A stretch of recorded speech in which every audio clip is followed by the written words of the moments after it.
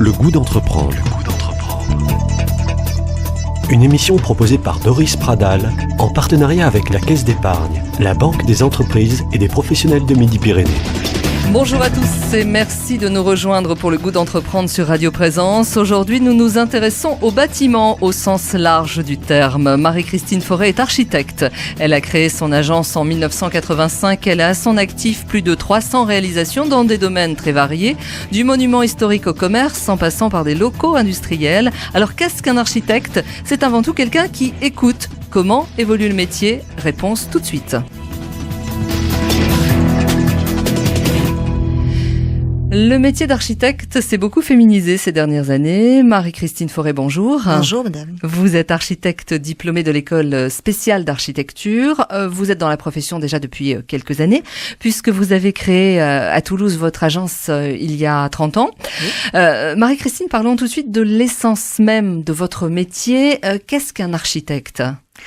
Alors, un architecte, c'est un petit peu comme un chef d'orchestre. C'est-à-dire qu'il doit coordonner à la fois, bien entendu, les demande du client, ensuite faire l'aboutissement du projet avec lui, le construire avec lui, et ensuite le concrétiser avec différents acteurs, que ce soit des bureaux d'études, des géomètres, les entrepreneurs, bien sûr, tout un tas de personnes qui sont acteurs, actifs, vraiment, et parties prenantes de tout acte de construction. Alors, à quel moment vous intervenez précisément ? Alors, imaginons, nous sommes un couple, un particulier, une famille, on souhaite faire construire sa maison, on va vous voir, et vous pouvez nous proposer des concepts de maison, nous donner des idées, nous aider à trouver également des constructeurs ou des ouvriers spécialisés dans le bâtiment, par exemple ? Tout à fait. En fait, nous, on est très en amont du projet, puisque vous pouvez arriver avec un programme défini ou pas, avec un terrain ou pas, avec une idée de neuf ou d'ancien ou pas. Enfin, on peut trouver plein de possibilités. Et donc, dans un premier temps, la première approche, je vous reçois, on discute, on voit s'il y a des atomes crochus, si tout ça se passe bien, et petit à petit, ou vous avez le projet qui est déjà abouti, je vous proposerai assez rapidement des esquisses, ou on monte ce qu'on appelle un programme, et partant de là, je vous propose différentes esquisses, différentes possibilités. Maintenant, avec les outils informatiques, ça peut aller vite, on peut se l'envoyer par Internet. Si vous avez un terrain, bien entendu, il faut aller sur le terrain pour faire une adaptation au paysage, voir un petit peu ce qui peut être construit. Si c'est une maison ancienne, voir les possibilités, que ce soit sur le plan réglementaire, sur le plan constructif. Donc, il y a tout un tas de paramètres qui vont faire que votre projet va être unique. C'est ça. Voilà, l'idée, elle est là. L'idée est là. Quand on fait appel à un architecte, c'est qu'on souhaite avoir quelque chose d'unique, contrairement à un constructeur de maisons individuelles, par exemple, qui propose moins de sur-mesure.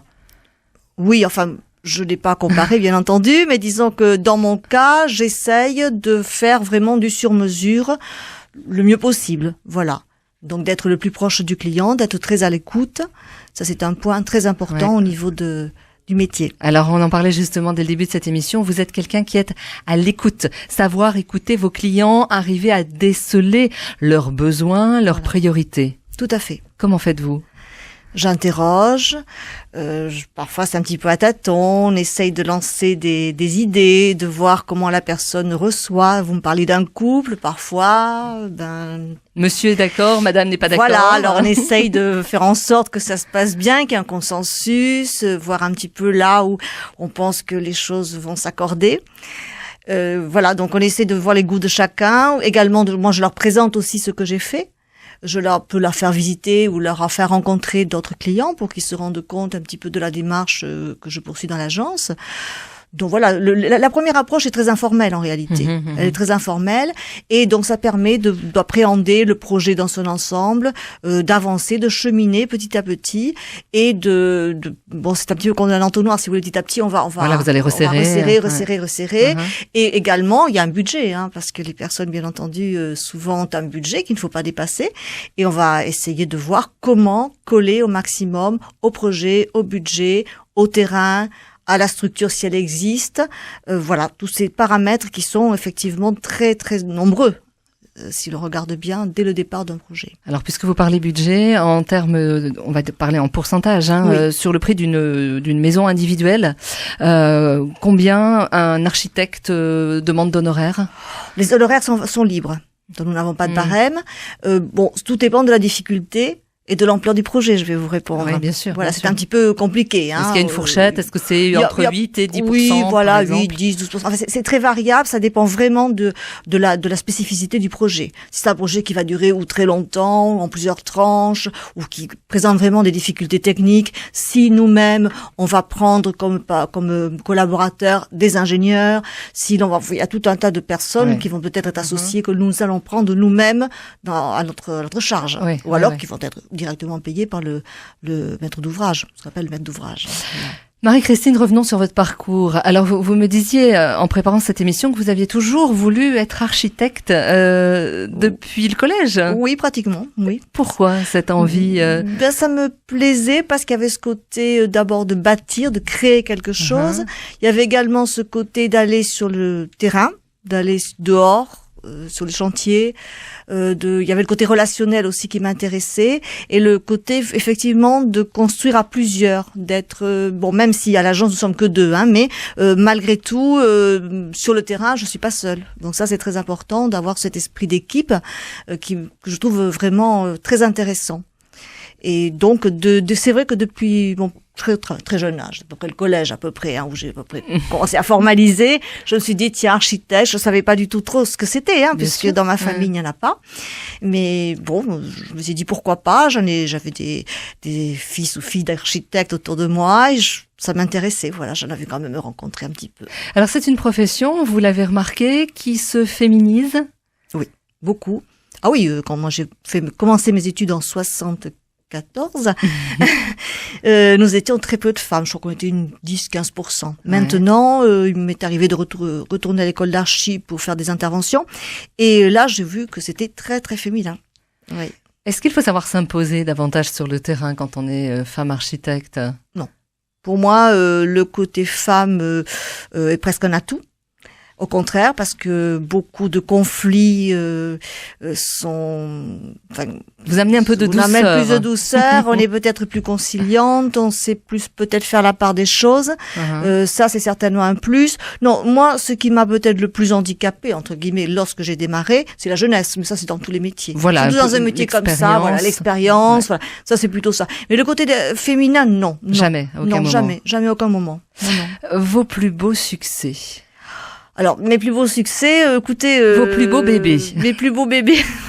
J'en ai plusieurs quand même.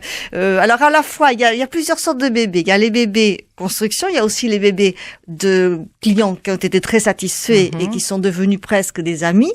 Et ça, voir des amis, ça c'est aussi très important. J'ai eu le grand bonheur, il y a 2 ans, d'avoir été primée pour le prix régional bois dans la catégorie transmission du savoir-faire, pour une opération à la fois originale et pas originale, je veux dire.